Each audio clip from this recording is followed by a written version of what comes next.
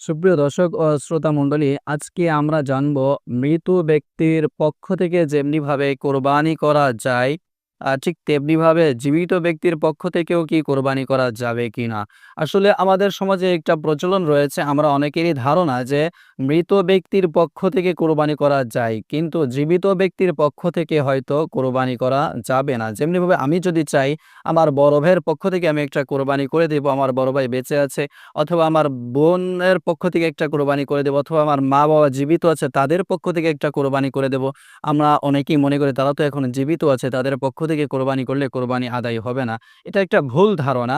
মৃত ব্যক্তির পক্ষ থেকে যেমনিভাবে কোরবানি করা যায়, ঠিক তেমনিভাবে জীবিত ব্যক্তিদের পক্ষ থেকেও কিন্তু কোরবানি করা যায়। তবে হ্যাঁ, এখানে আরো একটা বিষয় কিন্তু সুযোগ রয়েছে। সেটা হচ্ছে কোরবানি কিন্তু যেকোনো একজন ব্যক্তির পক্ষ থেকে করতে হয়।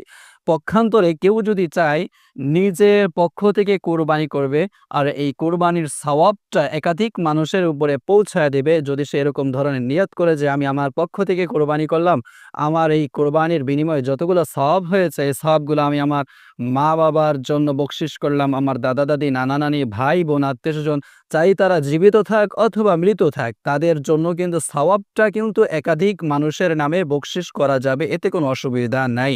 তাহলে জীবিত ব্যক্তিদের পক্ষ থেকে অবশ্যই কোরবানি করা যাবে। আর আমরা তো জানি রাসূল করিম সাল্লাল্লাহু আলাইহি সাল্লাম বিদায় হজের সময় কিন্তু সমস্ত উম্মতদের পক্ষ থেকেই কিন্তু আল্লাহ রাসূল কোরবানি করেছেন। তো আল্লাহ রাসূল যে কোরবানিটা করেছিলেন এখানে কিন্তু সমস্ত উম্মতরা কিন্তু মৃত ছিল না, বরং জীবিতই ছিল। তাহলে আল্লাহ রাসূল যদি করতে পারে, রাসূল করিম সাল্লাল্লাহু আলাইহি ওয়াসাল্লাম করে গিয়েছেন, তো এখান থেকে বুঝে আসে যে মৃতদের পক্ষ থেকে যেভাবে কোরবানি করা যাবে, জীবিতদের পক্ষ থেকেও ঠিক তেমনিভাবে কোরবানি করা যাবে।